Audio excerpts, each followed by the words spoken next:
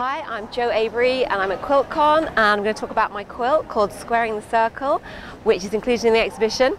Originally, I made a small version of this quilt, all in solids, for a swap on Flickr a few years ago, and the original inspiration was a Royal Society lecture, a Christmas lecture. The Royal Society of the UK, this is the Science Society, does Christmas lectures for children.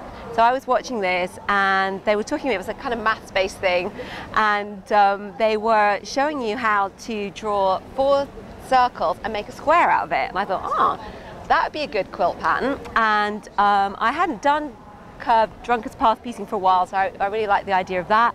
So I made this one for swap, and it was just really 4 blocks, but or maybe this many, and I really liked it, and I always thought I want to do that again. And so I bought a Sizzix Big Shot machine. It had Drunkard's Path dies, and I thought I've got to use these.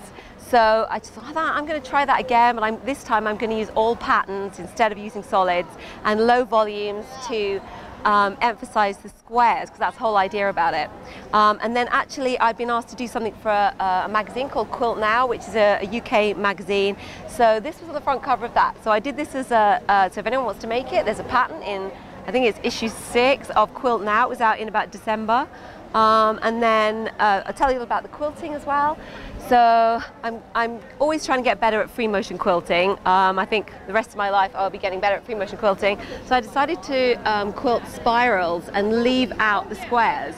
So then they're all spirals, and then there's some little areas where I've done some bubbles as well. And then I didn't quite have enough time to do what I thought. Maybe I'd do matchstick quilting on these, but the deadline was looming. So I ended up doing a kind of free motion squarial sort of swirl. So one thing I rushed a bit, and the one thing I'm like, should have tried harder there. But that's the whole thing. It's handmade. You're never going to be absolutely perfect. But I was very delighted that it got into the QuiltCon show. So I'm very proud to come here all the way to Austin from Scotland, Edinburgh, to see it.